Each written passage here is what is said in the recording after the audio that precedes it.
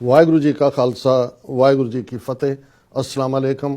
देश प्रदेश ਵਿੱਚ ਵਸਦੇ ਸਾਰੇ ਪਾਕਿਸਤਾਨੀ ਭੈਣਾਂ ਭਰਾਵਾਂ ਨੂੰ ਪਾਕਿਸਤਾਨ ਦੇ 78ਵੇਂ ਯੌਮੇ ਆਜ਼ਾਦੀ ਦਿਨ ਦੀਆਂ ਬਹੁਤ-ਬਹੁਤ ਵਧਾਈਆਂ।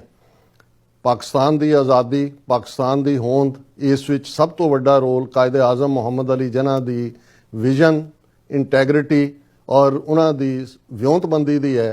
ਇੱਕ ਪਾਸੇ ਉਹਨਾਂ ਨੇ ਬ੍ਰਿਟਿਸ਼ ਸਾਮਰਾਜਵਾਦੀਆਂ ਦੇ ਨਾਪਾਕ ਇਰਾਦਿਆਂ ਨੂੰ ਸਮਝਿਆ, ਦੂਸਰੇ ਪਾਸੇ ਸੈਕੂਲਰਿਜ਼ਮ ਦੇ ਲਬਾਦੇ ਵਿੱਚ ਕਾਂਗਰਸ ਦੇ ਗਾਂਧੀ, ਨਹਿਰੂ, ਜਿਹੜੇ ਕਿ ਅਸਲ ਦੇ ਵਿੱਚ ਹਿੰਦੂ ਰਾਜ, ਜਿਸ ਨੂੰ ਰਾਮ ਰਾਜ ਦਾ ਨਾਂ ਦਿੱਤਾ ਗਿਆ ਸੀ, ਉਹ ਸਥਾਪਿਤ ਕਰਨਾ ਚਾਹੁੰਦੇ ਸੀ। ਕਾਇਦੇ ਆਜ਼ਮ ਇਹਨਾਂ ਨੂੰ ਡਿਫੀਟ ਕਰਕੇ ਇਹਨਾਂ ਦੇ ਨਾਪਾਕ ਇਰਾਦਿਆਂ ਨੂੰ ਪਾਕਿਸਤਾਨ ਹਾਸਲ ਕਰਨ ਵਿੱਚ ਕਾਮਯਾਬ ਹੋਏ।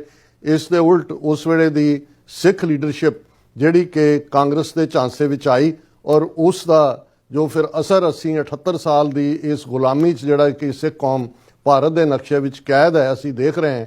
ਇਸ ਬਾਰੇ ਉਰਦੂ ਦਾ ਇੱਕ ਕਪਲੇਟ ਇਸ ਕਹਾਣੀ ਨੂੰ ਬਿਆਨਦਾ ਹੈ, वो वक्त भी देखा तारीख की घड़ियों ने जब लम्हों ने खता की सदियों ने सज़ा पाई। और हाल ही विच भारत नाल 4 रोज़ा ड्रोन मिसाइल अटैक दे विच पाकिस्तान ने अपनी मिलिटरी सुपीरियॉरिटी भी साबित की है।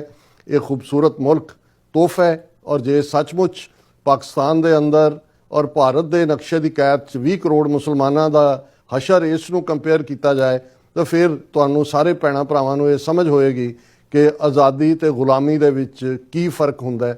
जिवें अज सिख कौम 78 सालां तो भारती जुल्मां दा शिकार है, भारत दे 20 करोड़ के करीब मुसलमान जिन्हां नूं दूसरे दर्जे के शहरी बना के रख दिता गया है, उन्हां दे एक वड्डे हिस्से की विल भी तोड़ दी गई है।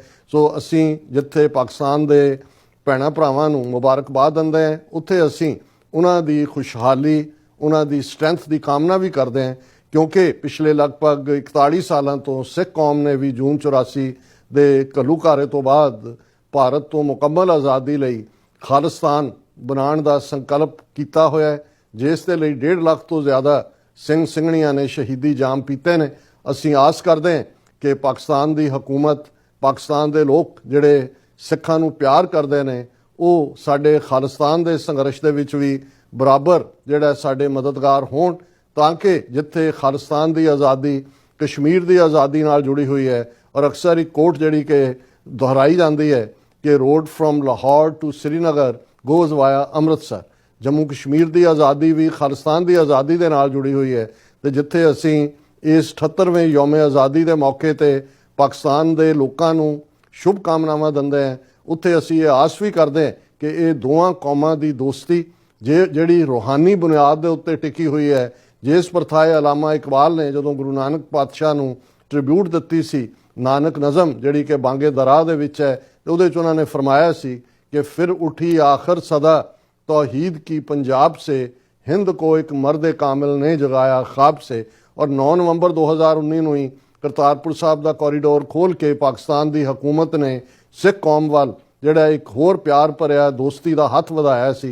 असीं उस दे लई भी शुक्रगुजार हैं और असीं ये आस भी करते हैं कि इंटरनेशनल लैवल के उत्ते भी पाकिस्तान सिख इशू नूं कश्मीर इशू की तरह ही जिहड़ा वो हाईलाइट करे। और ये जिहड़ी दोनों कौमां की दोस्ती है, अल्टीमेटली बहुत जल्दी दरियाए जमुना तो वाघा तक इंडिपेंडेंट सॉवरन नेशन खालिस्तान जिहड़ा आज़ाद होएगा, वो पाकिस्तान का हमसाया मुल्क। और फिर वो साडे संबंध जिवें अज अमरीका कैनेडा के आपसी संबंध ने, इवें दोनों मुल्कों के संबंध होण।